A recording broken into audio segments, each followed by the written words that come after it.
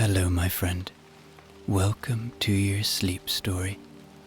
My name is Stephen Dalton. I'm an Irish storyteller, and it's my great privilege to be the voice that you listen to as you go to sleep tonight. Many of you have said in the comments at times that you could listen to me read the phone book.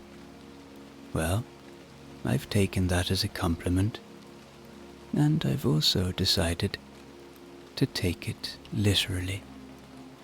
And so tonight, I give you a potted history of the phone book, intermingled with little stories of how the phone book affected people's lives, and I will indeed read from various phone books. I really hope you like it. Okay, let's do the relaxation session now, which will take a few minutes before tonight's sleep story. I'm going to count down from 10 to 1, and as I do, allow yourself to let go more and more. 10. Feel the support of the bed beneath you, or the floor, or whatever you lie upon tonight.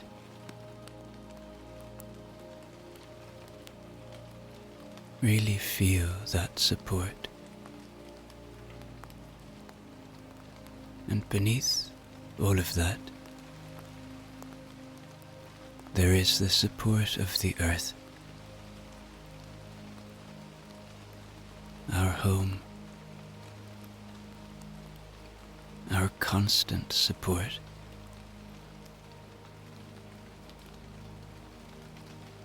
And notice that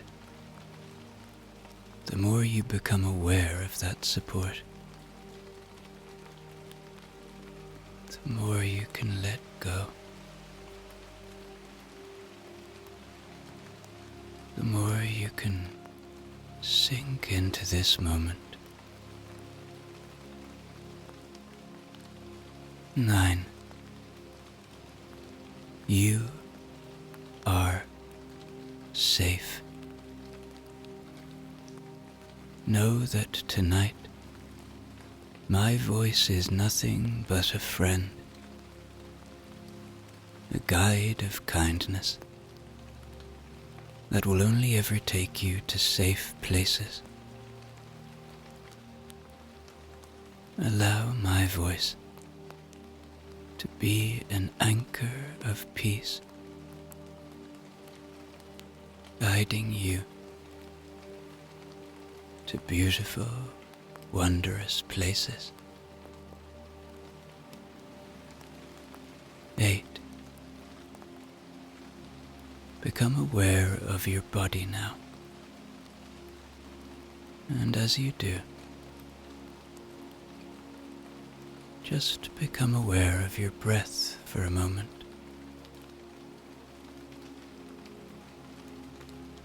Perhaps take a deep breath in through your nose when you're ready.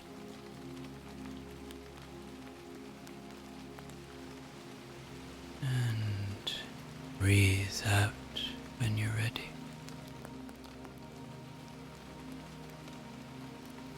And maybe another deep breath.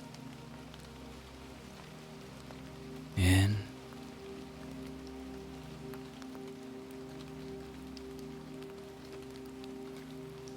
And out. And as you become aware of that breath,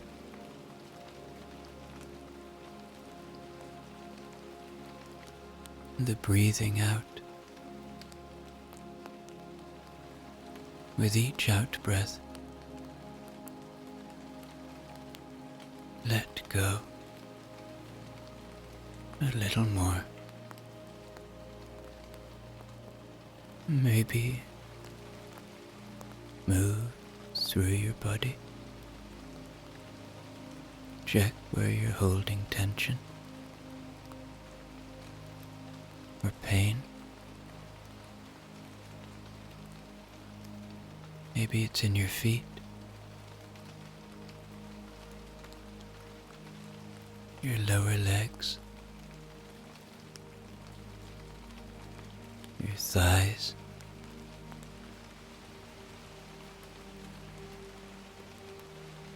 your belly,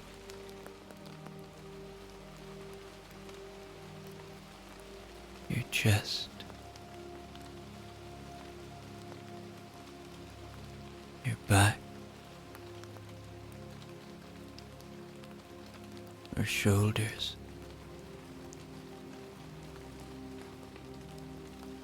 your hands, your arms,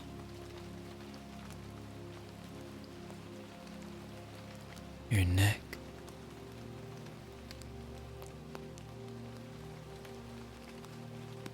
or maybe you're like me. Do you hold the tension in your face?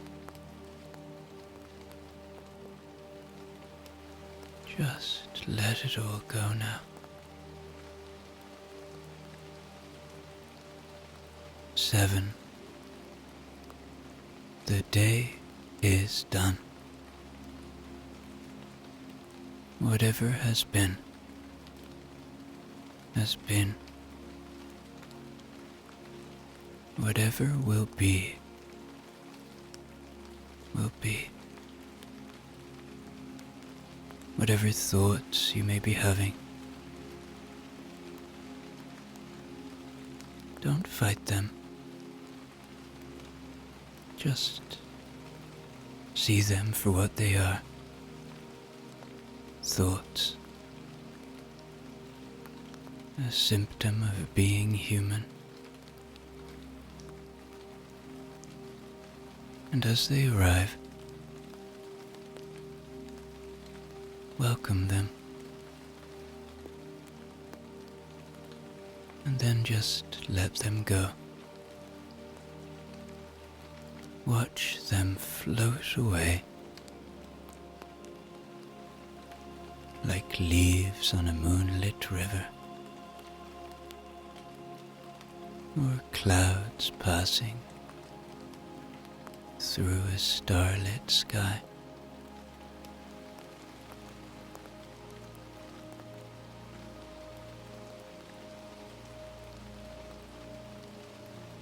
Six. This is your moment. This is your time. You deserve rest. You deserve peace.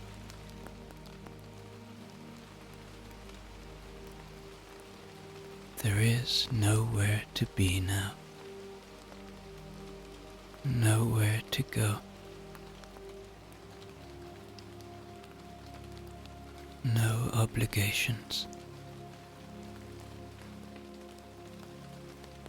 Absolutely nothing to do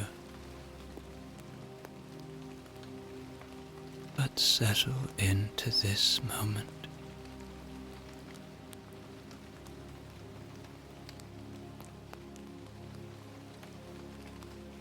Five.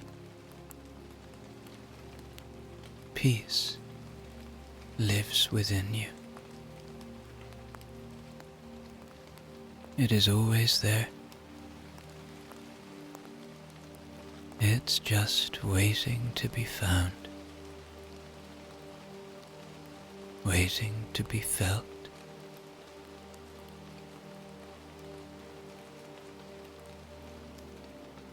Maybe you can find it tonight.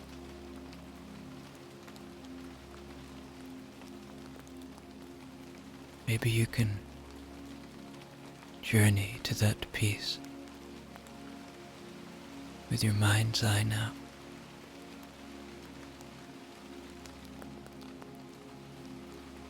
Maybe you find it in your chest,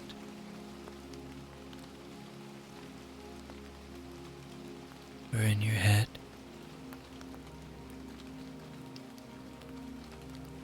Wherever you might find it, know that it's a constant friend. For perhaps feel a little gratitude now.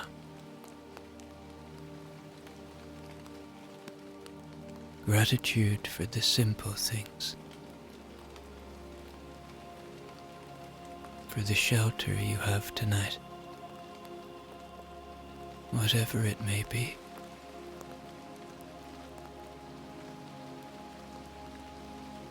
For the use of your body,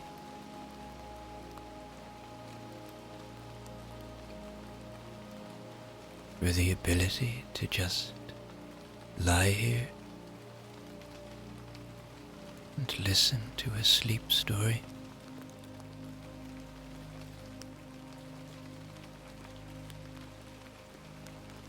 For those you love and who love you, know that you are loved, whoever you are and wherever you are tonight.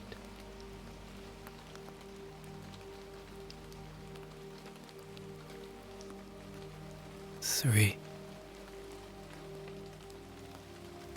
Begin to engage with your imagination now. Begin to hear the rain falling on a day in the late 19th century, in this place, far away from all that you know. Begin to feel curious about this day, the first phone directory came into existence. 2. Check in with your body one more time now. Releasing anywhere that you're still holding on.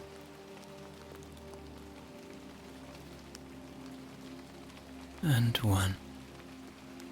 Completely letting go now. As I tell you tonight's sleep story.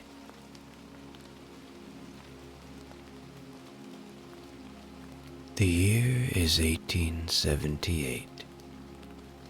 The place is New Haven, Connecticut.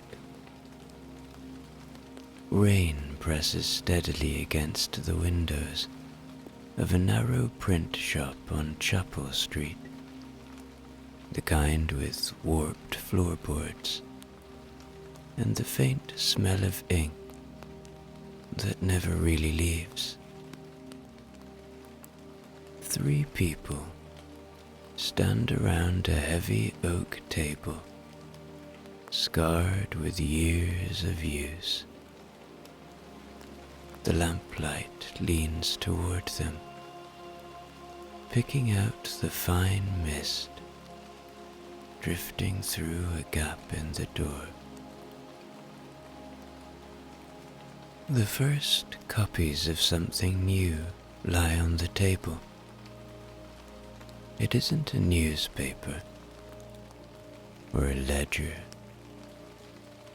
or any of the usual paper that passes through their hands. It's a list of names, of shop fronts, of people. No one is entirely sure what to call it yet. A telephone directory, someone said earlier, though the words sounded awkward in the air.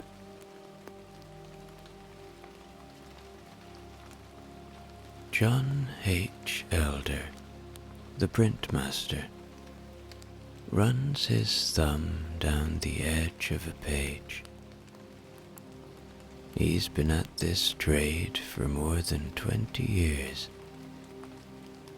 But this feels different. He can't explain why. Maybe it's the sound of the rain and the atmosphere of the day, or the quiet weight of the idea sitting on the table in front of him. Across from him, Clara Webb straightens a line of type and checks it twice. She's careful, always careful. If a name is printed wrong, someone will notice.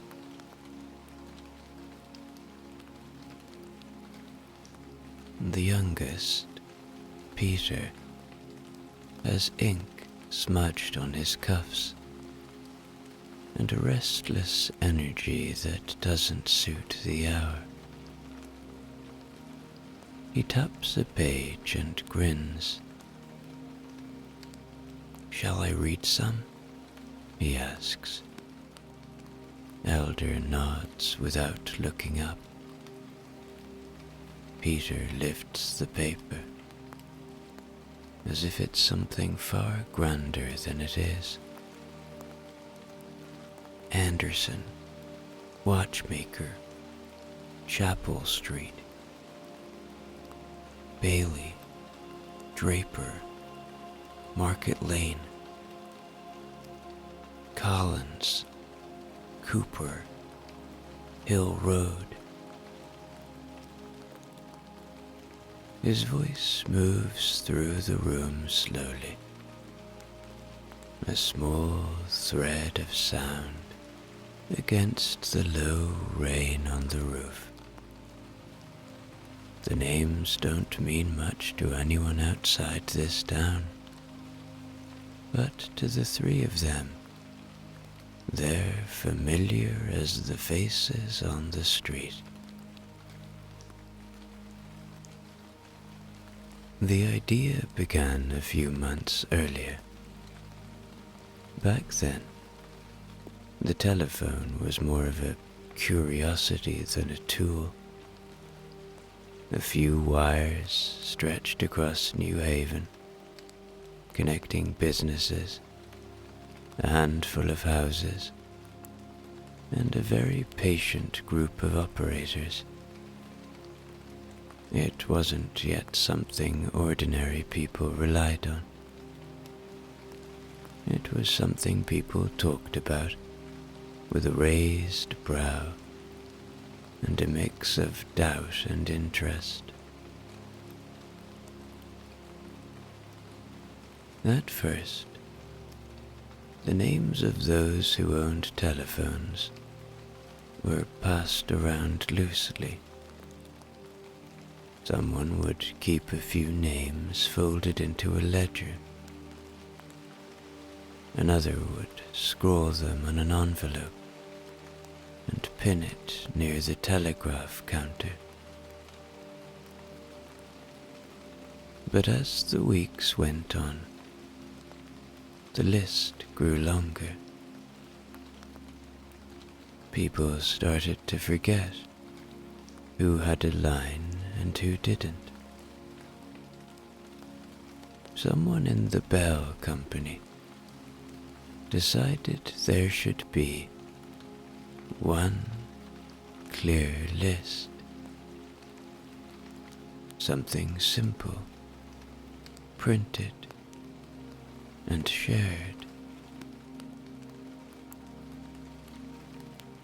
They didn't bother with numbers because there were none.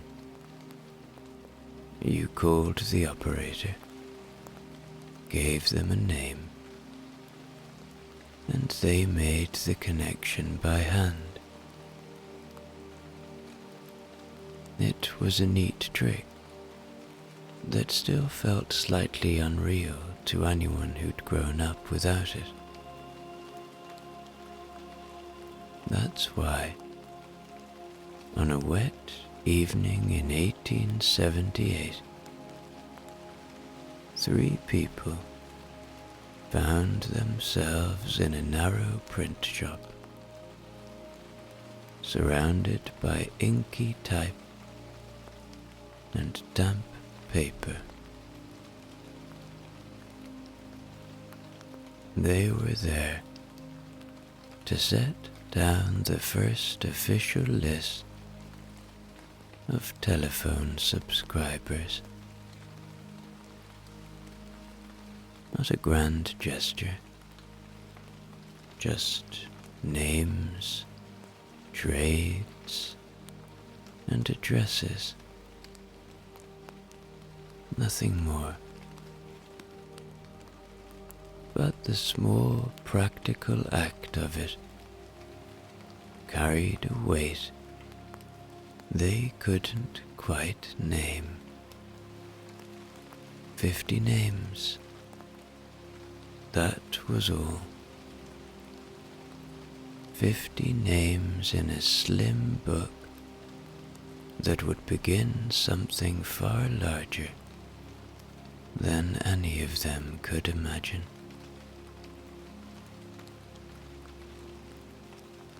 It's 1880 in London, and the rain has been coming down since morning. It rolls off the roofs, drips from the gutters, and pools at the base of the railings outside Edward Marlowe's house on Baker Street. The sitting room smells faintly of damp wool and coal smoke. Edward is sitting by the fire, the newly printed telephone directory on his lap. His wife, Margaret, is beside him with her knitting. "Listen to this," Edward says, and starts reading aloud. "Barnes, tobacconist, Great Portland Street. Chalmers, bookseller, Charing Cross Road. Davison and Co., tailors, Regent Street. Ellery, piano repairer, Bloomsbury Lane. Fenwick, watchmaker, Hanover Square." Margaret lowers her knitting slightly, though she doesn't say a word. Edward continues, slower now, as if weighing each name. Fletcher, architect, Bloomsbury Square. Fox and Sons, furniture, Bermondsey. Francis, solicitor, Westminster. Gardner, bootmaker, Mile End. Gibbons, ironmonger, Deptford. Goddard, coal merchant, Chelsea. Goodwin, piano tuner, Islington. Graham, bookseller, Marylebone Road. Green, draper, Knightsbridge. Gregory and Co., tobacco importers, Docklands. Haynes, stationer, Bloomsbury. hall, confectioner, Covent Garden, Harding, tobacconist, Gray's Inn Road, Harper and Son, grocers, Bethnal Green. The rain seems to keep pace with him as he continues to be amazed by the list in front of him. Harris, solicitor, Chancery Lane, Hawthorne, locksmith, Aldgate, Higgins, jeweller, Bishopsgate, Holden and Co., shipping, Tower Hill, Holloway, Ironmonger, Islington.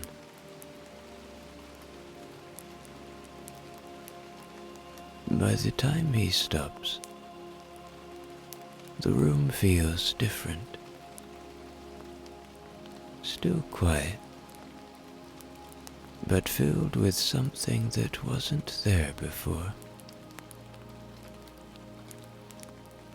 Edward's finger then pauses halfway down the page. He leans a little closer to the print, squinting against the warm lamplight. Fletcher, architect, Bloomsbury Square, he reads quietly. It was one he read a few minutes ago, but now it's just ringing a bell. Margaret looks up from her knitting. "You haven't seen him since your university days," she says. She's trying to sound casual, but her needles have gone still in her lap. Edward doesn't answer.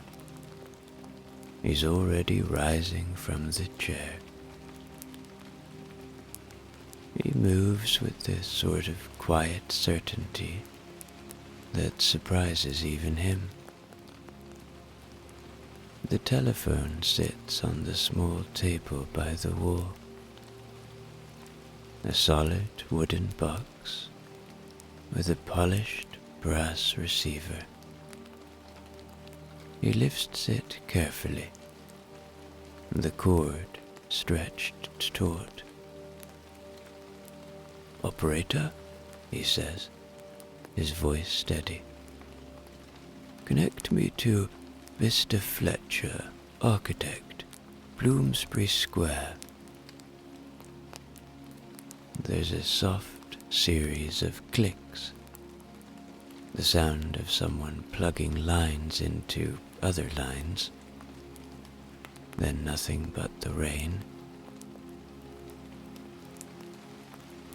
Then a man's voice, slightly distant, but unmistakably familiar.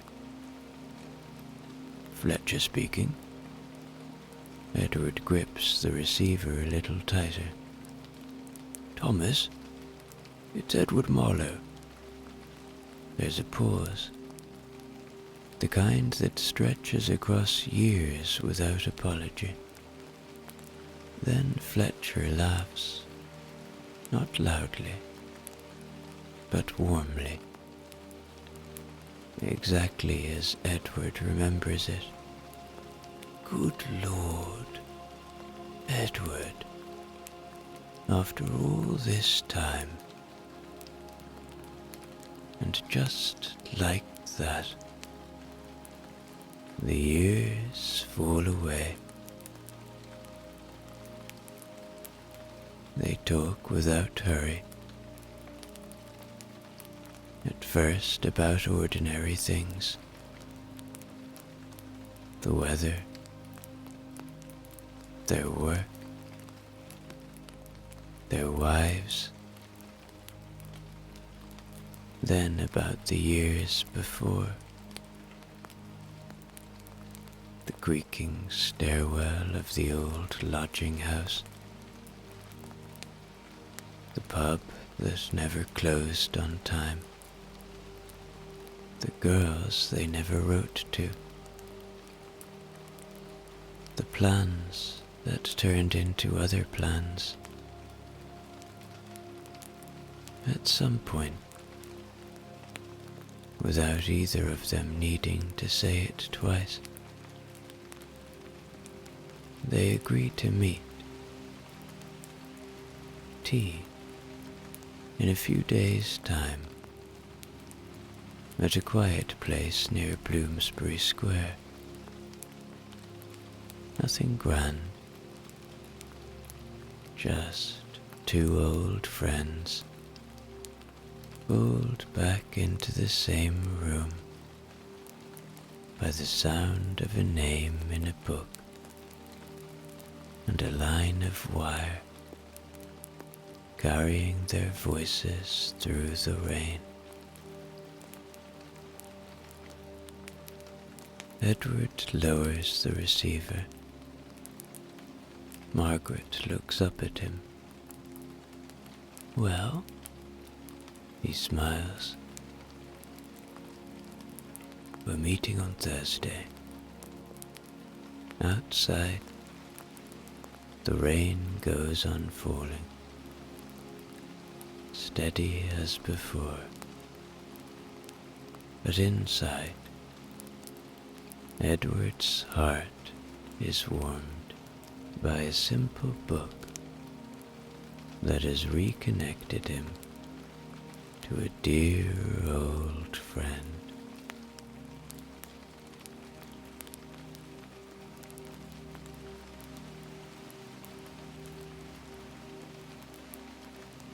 The Bronx, 1947. Rain pushes sideways against the brownstone, slipping through gaps in the old window frames and gathering in streams along the sills. Outside, the street lamps blur in the downpour, their glow stretching out in long, soft lines. Inside the kitchen, a yellow bulb hangs from the ceiling, casting a warm pool of light over the table.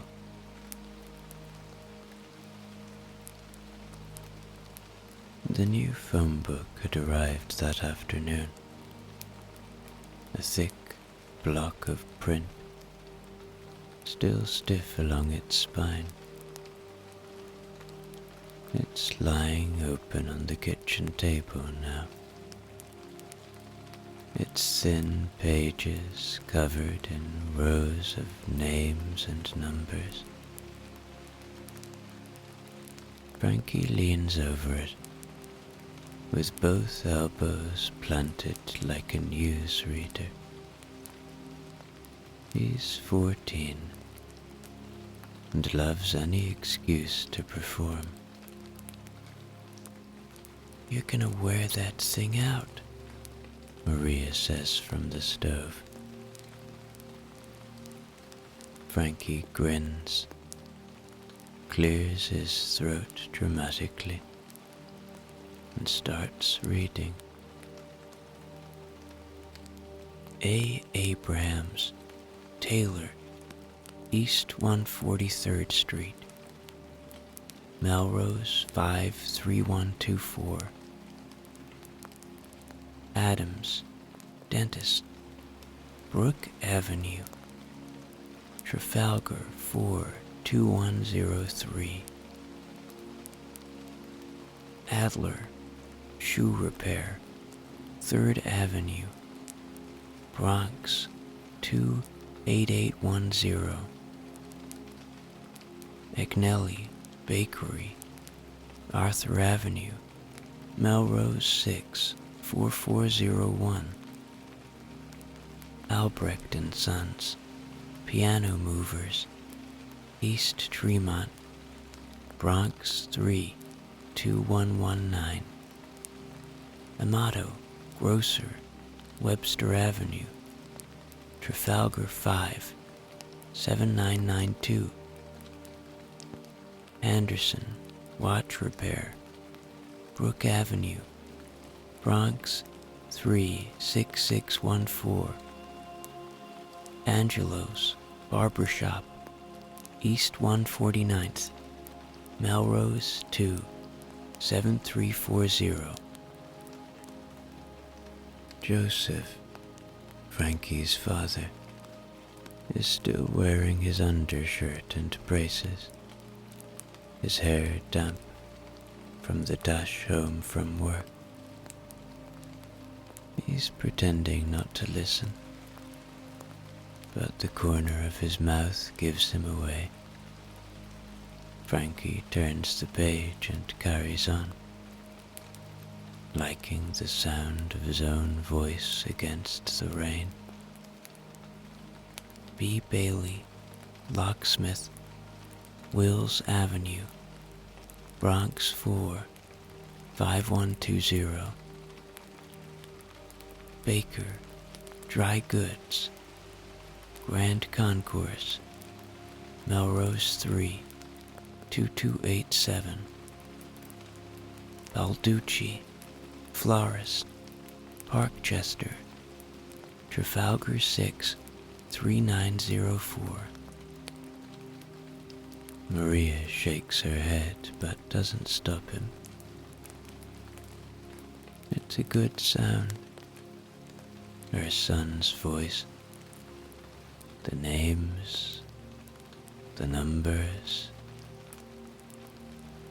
the quiet rhythm of it.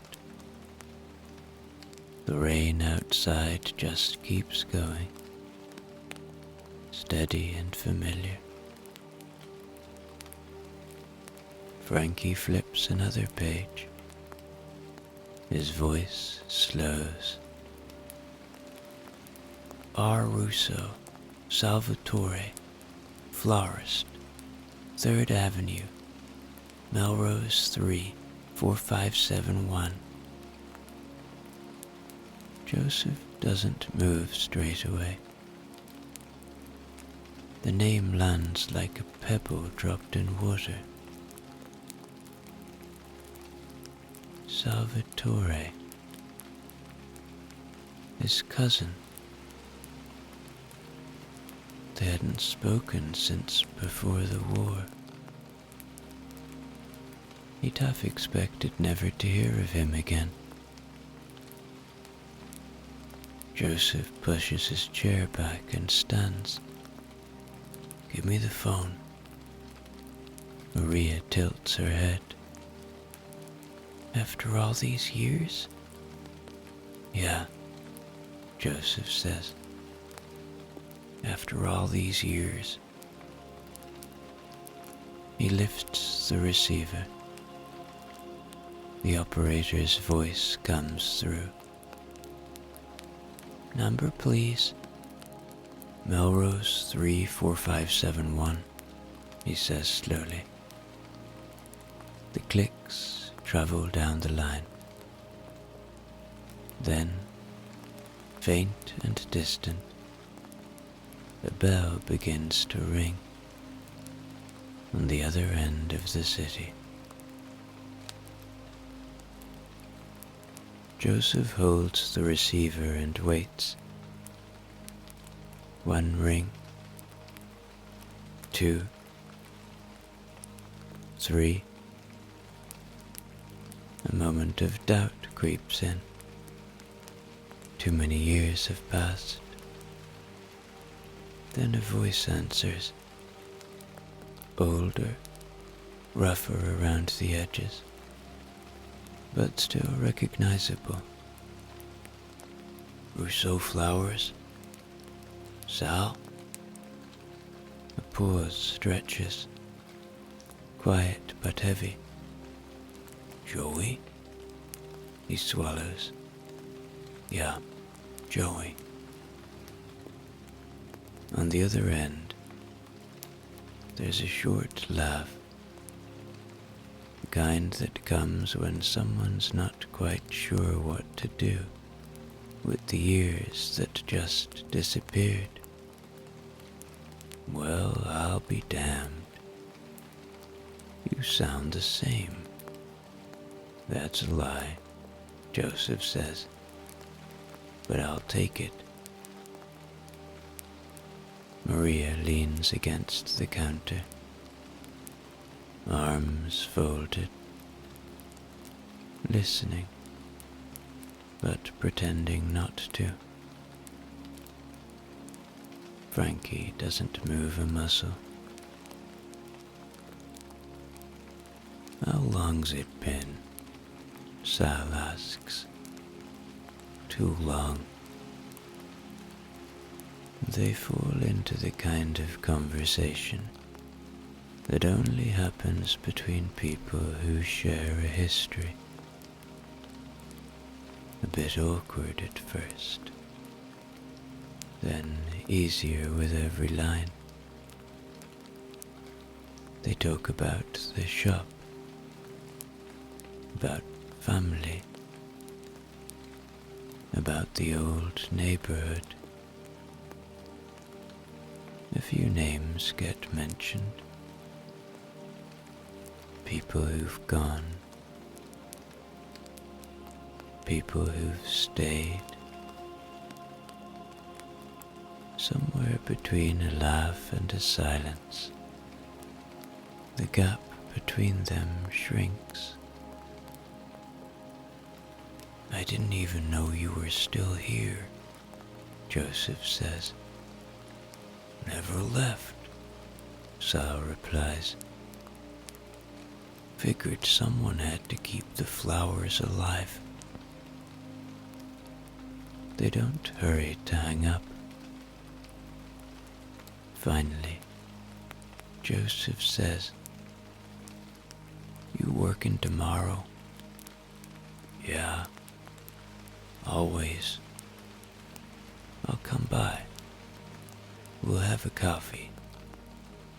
Sal laughs. Properly now.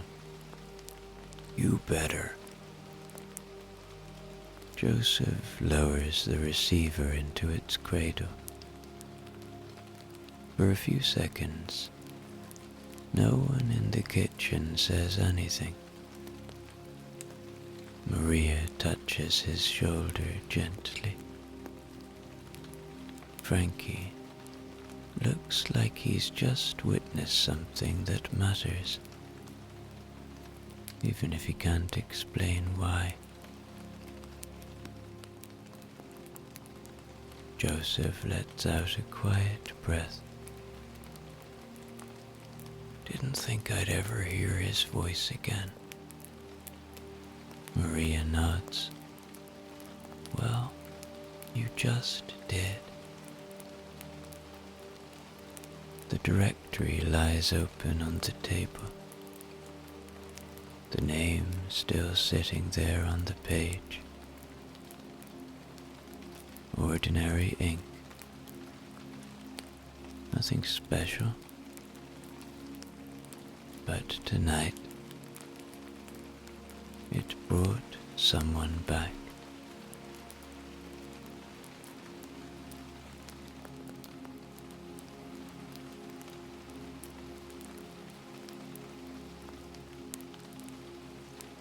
The kitchen is bright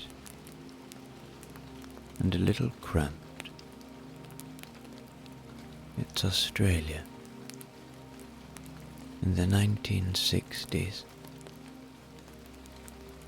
It's raining outside, and the kettle is still ticking on the stove. The big green rotary phone sits on a low shelf by the wall. 2 mugs of tea have gone lukewarm on the table. Margaret Hayes is sitting forward in her chair, elbows on the table, staring at the heavy book in front of her. Not an Australian phone book, but an Irish one, thick as a brick, and brought over by a cousin on a recent trip.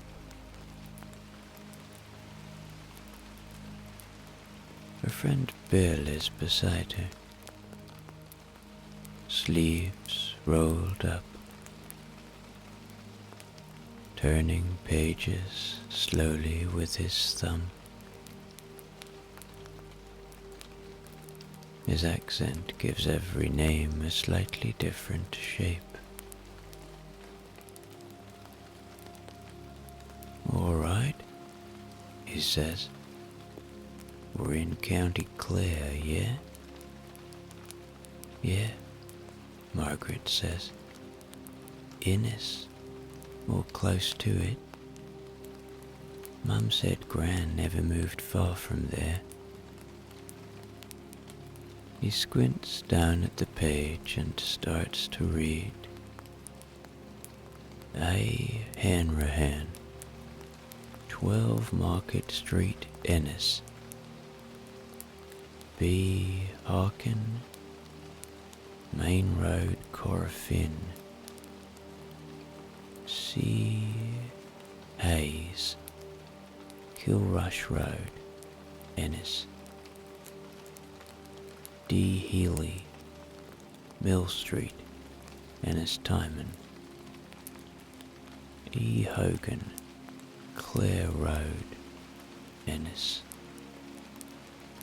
F. Honan, Abbey Street, Ennis. G. Horan, Kilkee. H. Hines, Abbey Street, Ennis. I. Hurley, Lahinch. J. Hines, Kilrush Road, Ennis. K.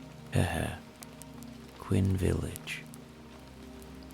Margaret leans over. "Go back? Hayes, Kilrush Road. What was the initial?" "C," Bill says. "C. Hayes. Could be her, but I don't remember her ever living on Kilrush Road."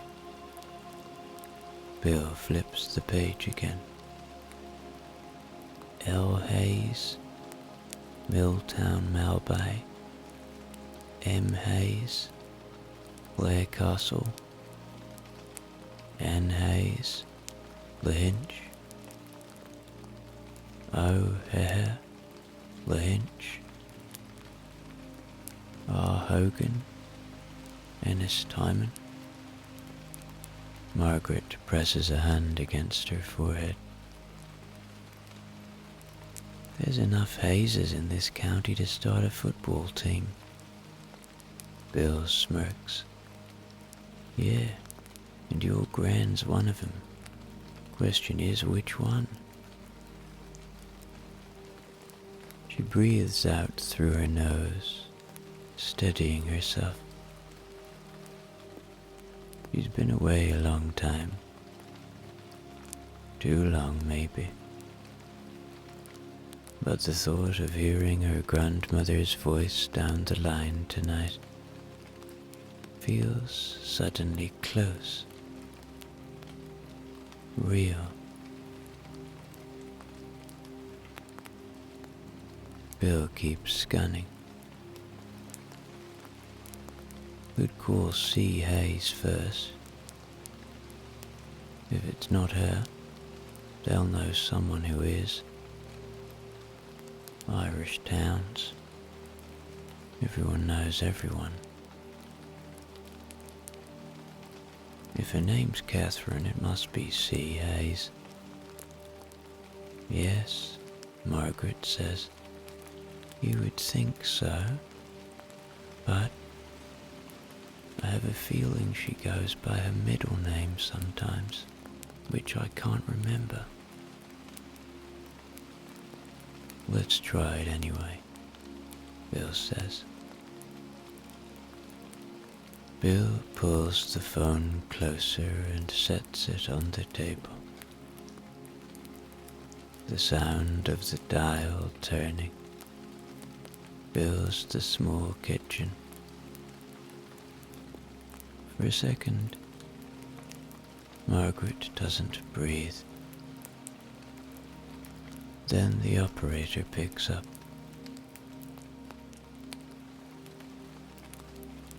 Bill gives the name and number carefully. A touch of nerves hidden behind his easy tone. Margaret closes her eyes. All the miles between here and Claire feel smaller than they did 10 minutes ago.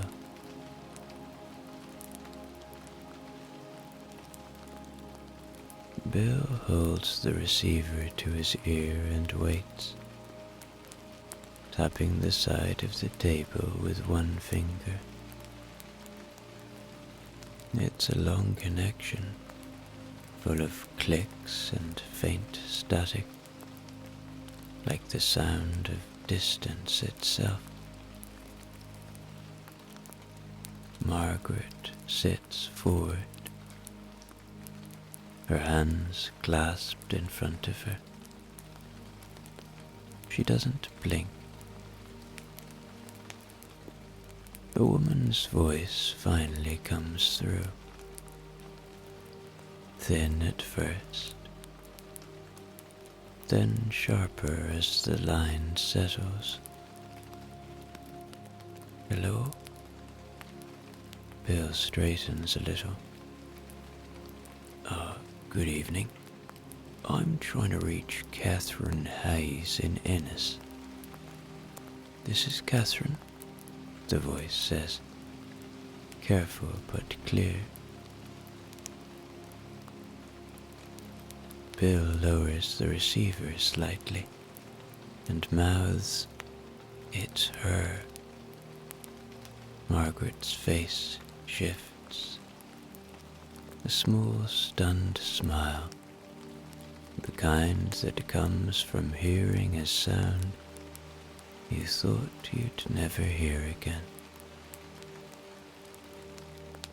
She takes the receiver with both hands, holding it like it might slip away if she isn't careful. Gran? A soft laugh floats down the line. Margaret? The word lands heavier than either of them expect. For a moment, neither speaks. The silence isn't empty. It's full of everything they've missed. It's me, Margaret says. Her voice catches. I've been meaning to call for so long.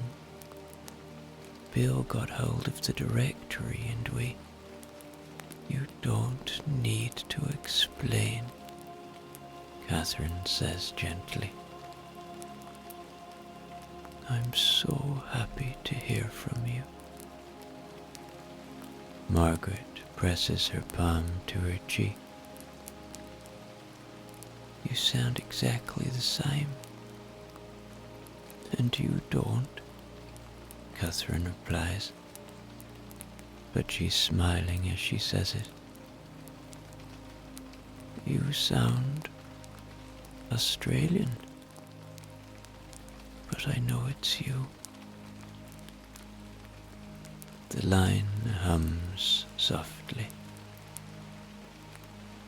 Margaret closes her eyes. listening to the familiar lilt on the other end of the world.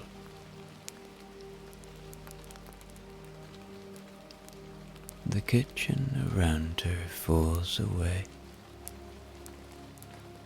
It's just her and Catherine now, speaking across oceans, as if they're sitting at the same table. "How's the garden?" Margaret asks, almost without thinking. Catherine lets out a warm sigh. "Still there, still giving out more potatoes than anyone needs. And the apple tree is stubborn as ever. Some things don't change, love." Margaret laughs. A real laugh this time, unguarded and bright. Bill leans back in his chair, watching her. He doesn't need to hear both sides of the call to know what it means. "Gran," Margaret says softly, "I'm coming home soon. I just needed to hear you first." Catherine's reply is quiet, steady. "Then I'll keep the kettle on."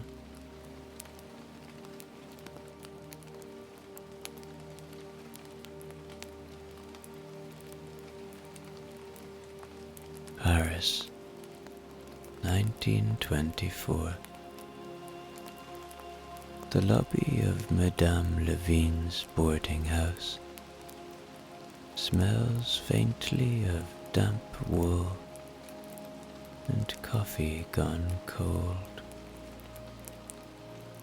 The floorboards creak under every step, and the wallpaper is tired, but still holding on. A single desk lamp casts a pool of light across the wooden counter.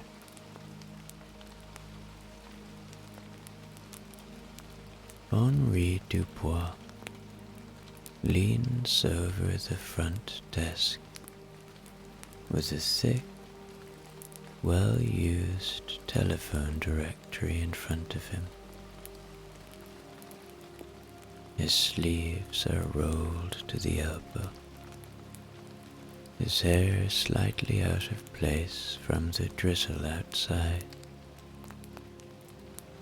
Across from him, Madame Levine sits in her usual chair by the stove, darning a sock with the quiet precision of someone who's seen it all.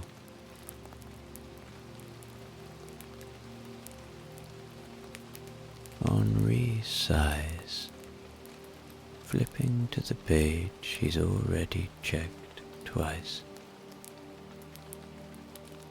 "She said she lives somewhere near Belleville, but do you know how many Lefebvre there are in Belleville?" Madame Levine doesn't look up. "Thousands. Read." Henri licks his thumb and starts, the sound of his voice filling the otherwise still lobby. "Lefebvre, Albert, Rue Oberkampf. Lefebvre, André, Rue de Belleville.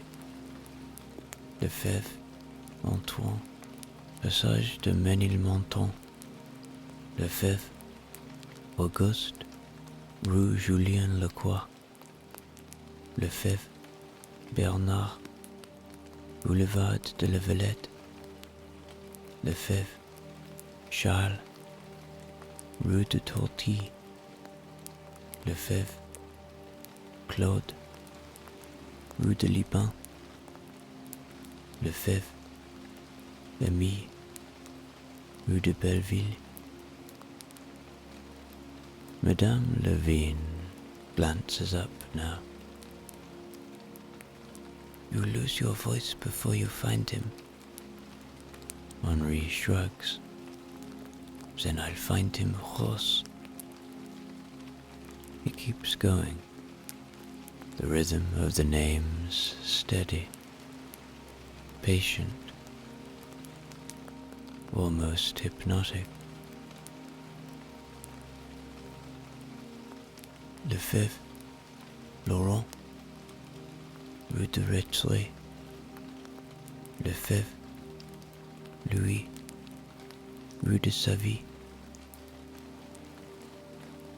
Lefebvre, Victor, rue de Belleville. Madame Levine stops stitching for a moment. There, Victor. That's the one she mentioned, isn't it? Henri looks back at the list. Rue de Belleville. Yes, that's it. He lets the directory fall shut with a soft thud. Victor Lefebvre. He says the name slowly, like it's been waiting in the book, just for him to find it. Madame Levine nods toward the corner, where the telephone sits on its little stand. Hello, call him. Henri doesn't move right away. He presses both hands on the desk and lets the sound of the name settle in the room. Then he walks over to the telephone, lifts the receiver, and gives the operator the number beside Victor's name. The line clicks softly, and somewhere out in Belleville, a bell begins to ring.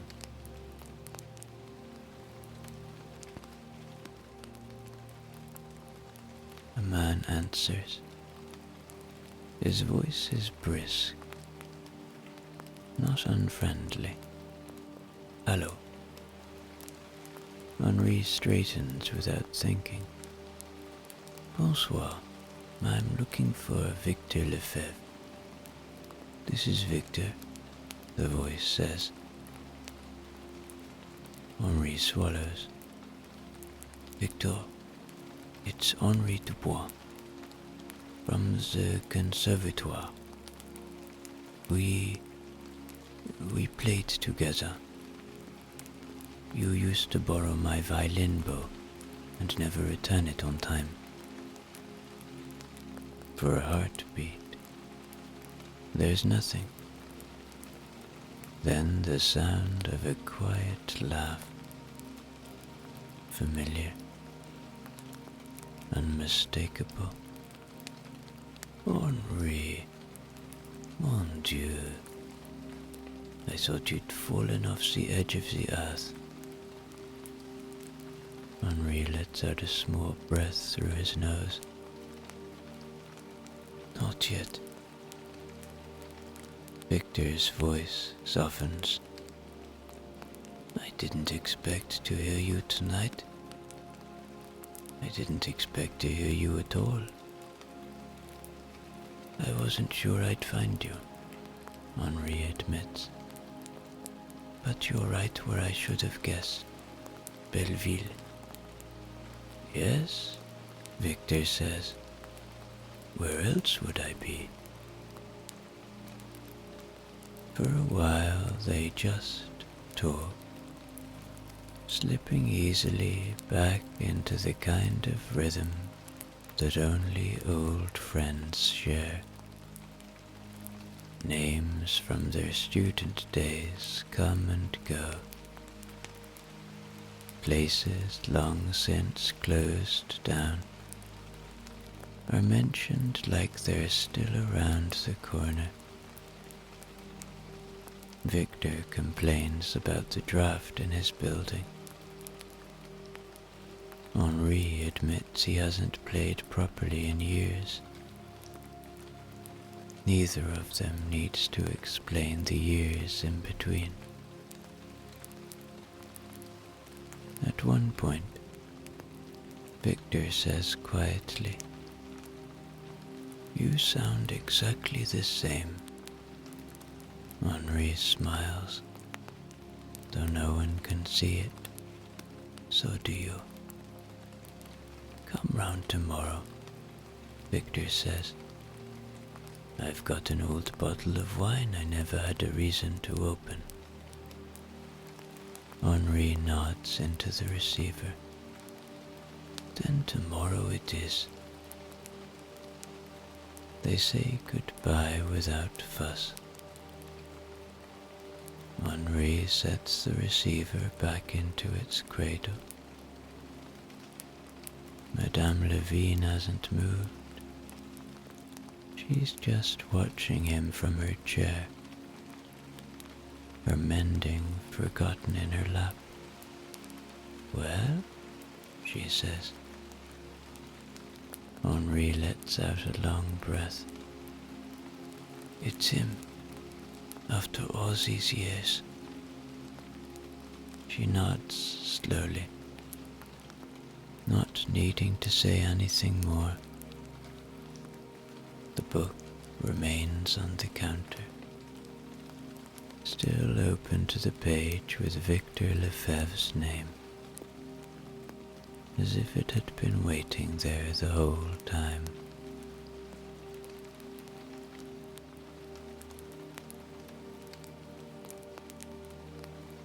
It's 1976 in Nova Scotia, Canada. A two-story timber house sits near the edge of a small fishing village. Inside, the kitchen is warm, crowded with mismatched mugs and the faint smell of wood smoke from the stove.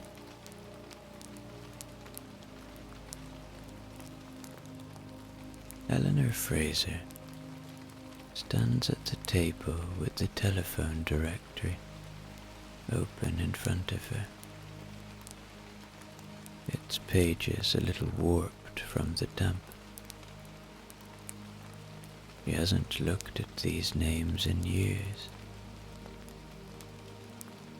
Her younger sister, May, disappeared into the wide western part of the country 2 decades ago.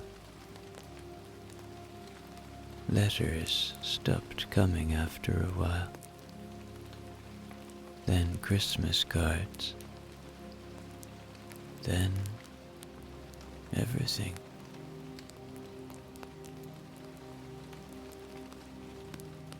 Beside her sits Nora Campbell, the kind of friend who's known her too long to let her talk herself out of things. Nora adjusts her glasses, leans forward and says, "All right, we're doing this properly. What's the surname she took when she married?" "Still Fraser," Eleanor says. "She never changed it. Stubborn like me." Nora snorts. "Then let's start at the top." She licks her finger, turns the thin page carefully, and begins to read. Fraser Alice Prince George, Fraser Douglas Kamloops, Fraser Ellen Victoria, Fraser Fiona Burnaby, Fraser Jack Vernon, Fraser Malcolm Vancouver, Fraser Margaret Nelson, Fraser Neil Squamish, Nora Stubbs. Squamish? Eleanor doesn't speak straight away. The name lands in the room like an echo from another life. She talked about Squamish once, she says finally. She said it had the kind of sky you could live under forever. Then that's the one. Nora slides the directory toward her. Eleanor's hand hovers over the number printed on the page. She feels absurdly nervous, as if she's about to call someone she hasn't wronged, but somehow owes something to anyway. Nora leans back in the chair. Call her before you think yourself out of it. Eleanor nods once, steady but pale. She lifts the receiver, dials the number slowly. Each turn of the dial, clicking back with a soft snap. The line hums, distant but alive. And then a woman's voice, older now, but still unmistakable. Hello? Eleanor grips the receiver tighter. May? A pause, just long enough for a heartbeat. Ellie? Nora closes her eyes, smiling to herself. She doesn't need to hear the rest. The kind of recognition sitting in that single word is enough. Eleanor laughs. You sound exactly the same. You don't, May answers softly. But I'd know that voice anywhere. Neither of them rushes. They let years unravel in the space of small sentences. Squamish, the house May built, the river she walks to every morning. How quiet it gets out there when the sun drops behind the ridge. How much she's missed her sister's voice. Finally, May says, "Come visit. Don't even ask. Just do it." Eleanor presses her forehead against her hand, nodding, even though May can't see her. "I will." Nora gets up quietly, leaves the room, and lets them have the rest of the call alone. On the table, the phone book stays open at May Fraser's name. A single line in a long list, but for tonight, it's the only one that matters.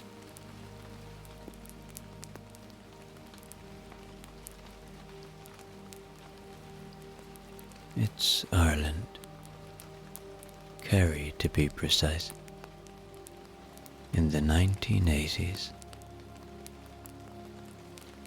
It's raining outside,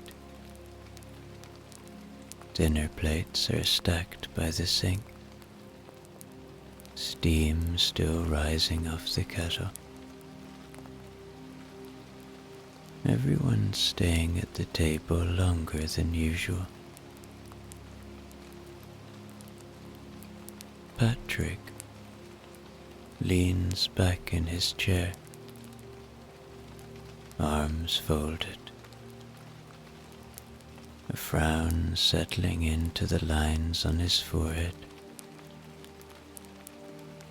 You're sure it was Kavanagh? It was Kavanagh, Noreen says, without looking up. She's been saying it all evening. Michael Kavanagh. He lived in Dublin, somewhere near the sea. Somewhere near the sea could mean anywhere from Dalkey to bloody Howth, Patrick mutters. Across the table, Eileen shakes her head. No, Ma'am always said he had a little shop, or a flat over a shop. I remember her saying it smelled of the sea air. That narrows it down to about half the city, Brendan says, and immediately earns a look from Eileen. Patrick sighs and reaches for the tea, though it's long gone cold.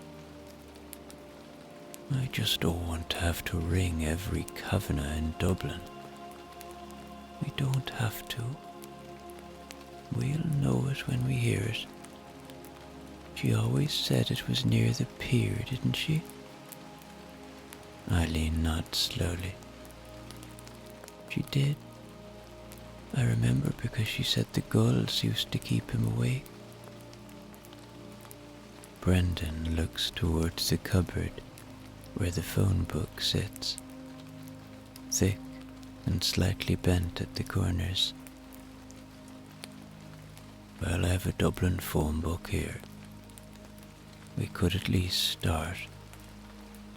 If we wait until tomorrow, we'll just have the same conversation again. Patrick taps his finger on the table, thinking. He's the reason we still have that bit of land. If it weren't for him, the whole thing would have gone to the council. I'd like him to hear what happened with it. Noreen leans forward, resting her elbows on the table. Then let's find him, or try. Nobody moves for a second, as if the decision needs to settle in the air. Then Patrick pushes his chair back, slow and deliberate, and stands. All right, give me the book. Eileen is already reaching for it. Patrick pulls the heavy book toward him, the cover worn smooth at the corners from years of use. Eileen slides it across the table, and Brendan reaches over to flick on the overhead light so he can see the print properly. Patrick adjusts his glasses, clears his throat, and flips to the K's. The room grows still. Right, Patrick mutters, running a finger down the thin column of names. Kavanagh, Michael, Ainger Street. He pauses for a moment, tilting the book a little closer to the light. Kavanagh, Michael, Ballymun. Kavanagh Michael Cabra, Kavanagh Michael Crumlin, Kavanagh Michael Drumcondra, Kavanagh Michael Dunleary. Noreen leans forward. Go back. What was that last one? Dunleary, Patrick repeats. 80462. That sounds right, she says softly. Mom always said it was near the sea, remember? He keeps going anyway, steady as a man reading off a list of old debts. Kavanagh Michael Finglas, Kavanagh Michael Glasnevin, Kavanagh Michael Harold's Cross, Kavanagh Michael Rathmines, Kavanagh Michael Ringsend. Eileen folds her arms. No, it's Dunleary. She used to talk about going down to the pier, remember? Patrick's finger rests on the line in the book. Kavanagh Michael Dunleary, 80462. For a moment, no one speaks. Brendan leans back. That's the one. Patrick nods once, as if to seal it. Right then, let's make the call. He lifts the receiver and dials slowly. The clicks of the rotary dial echo softly through the kitchen. Noreen leans forward, her hands wrapped around her mug. Brendan's chair creaks as he shifts closer. Eileen folds her arms tight against her chest, watching Patrick's face. The line rings once, twice. Then a man answers. Hello?